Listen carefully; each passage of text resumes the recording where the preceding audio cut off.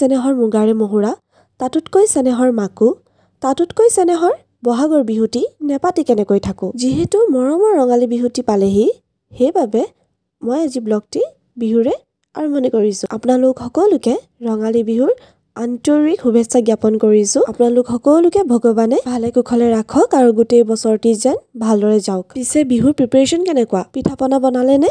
কমেণ্টত জনাবচোন দেই। আমাৰ প্ৰিপাৰেশ্যন দেখাইছোঁ ৰ'ব। এয়া দেখিছেনে ময়দাৰ লাড়ু বনাইছে, নিমকি বনাব লৈছে আচলতে। এয়া মায়ে বেলি আছে আৰু লগতে ঘৰৰ ওচৰৰ খুৰী এগৰাকীও আহিছে মাক অলপ সহায় কৰিবলৈ। খুৰীগৰাকীয়ে বহুত সহায় কৰি দিলে, সেইবাবে অশেষ ধন্যবাদ খুৰী আপোনাক। তাৰপিছত মই মাক ক'লোঁ যে তুমি বনায়ো থাকা আকৌ মা নাচিবলৈ গ'লগৈ। ঢোলৰ মাত শুনি মায়ে ৰ'বই পৰা নাই, দেখিছেনে? ভাল লাগিছে বাৰু মা, নহয়নে বাৰু? ঢোল বজাই থকাটো মোৰ ভাইটি আৰু বাকীকেইটা মোৰ ভাইটিৰ লগৰ। যোজনা এফাকি আছে যে বিহুৰে বিৰিণা পাতে সমনীয়া, বিহুৰে বিৰিণা পাত, বিহু থাকে মানে বিহুকে বিনাবা, বিহু গ'লে বিনাবা কাক। নাচি নাচি ভাগৰ লাগিলে যে এতিয়াই নিমকি বনাবলৈ আহিছে, দেখিলেনে? মোৰ আচলতে ঘৰৰ নিমকি খাই বিৰাট বেছি ভাল লাগে। মানে হোটেলৰবোৰ মানে কিবা বেছি তেল পাওঁ, এই ঘৰত বনালে মানে মই বহুত ভাল পাওঁ মানে নিমকি। খুৰীয়ে আকৌ নতুন ষ্টাইলৰ বস্তু এটা বনাইছে, ৰ'ব মই দেখাইছোঁ। ময়দা লাডুটো বেলি এনেকৈ কাটি কাটি গৈ আছে। এইটো বোলে কৰ্দৈ খুৰমা। শ্বেপটো মানে পুৰা কৰ্দৈ নিচিনাই, সেইটো কাৰণে কৰ্দৈ বুলি কৈছোঁ আকৌ মই। খুৰীয়ে যেনেকৈ কাটি কাটি গৈ আছে নহয়, মোৰ মানে দেখিয়ে মানে মই ৰ'ব পৰা নাই। ময়ো ট্ৰাই কৰিলোঁ, কিন্তু ক'তনো খুৰীৰ নিচিনা হ'ব। দেখিছেনে খুৰী ইমান ধুনীয়াকৈ থৈ গৈছে কৰি। ময়ো এটা ট্ৰাই কৰিলোঁ বাৰু, ইমান এটা ভাল নহ'ল, তথাপিও খাব পাৰি আৰু।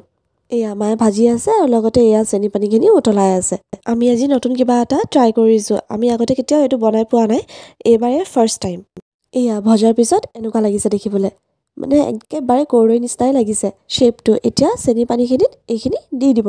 এয়া খুৰীয়ে মিক্স কৰি আছে চেনি পানীখিনিৰ লগত। খাবলৈ কিন্তু বিৰাটেই টেষ্টি হৈছিলে, সঁচাকৈ আপোনালোকে ট্ৰাই কৰি চাবচোন।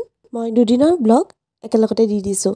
আজি গৰু বিহু, সেইবাবে আজিৰ দিনটোত কি কৰিলোঁ আহকচোন চাওঁ। আজি বোলে মাহ হালধিৰে গা ধুব লাগে, সেইবাবে মায়ে ধুনীয়াকৈ পিচি থৈছে। আজিৰ দিনটোত এইখিনিয়ে যদি গা ধুওঁ আমাৰ গাত খহু খজুৱতি এইবোৰ একো নহয় বুলি কয়। গা পা ধুই এয়া পাপাই তৈয়াৰ কৰিছে, গোঁসাই ঘৰত চাকি বন্তি দিছে, লগতে পিঠাও আগবঢ়োৱা হৈছে। আজিৰ দিনটোতে আমি মৃতকৰ সকামো কৰোঁ। আগৰ পৰাই যিহেতু এই পৰম্পৰা চলি আহিছে, আমি তেনেদৰে আগবঢ়াই লৈ গৈ আছোঁ।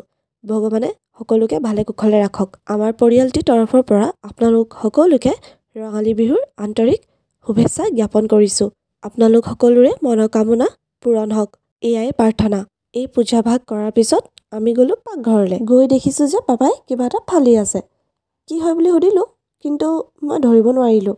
মই প্ৰথমবাৰ দেখিছোঁ আৰু আপোনালোকে ক'বচোন কি হয় দেই। আৰু এয়া হৈছে বেতগাজ। পাপাক সুধিছিলোঁ, পাপাই মোক বেতগাজ বুলি ক'লে। মই কিন্তু প্ৰথমবাৰহে দেখিছোঁ দেই এনেকৈ। আপোনালোকে দেখিছিলে নে আগতে?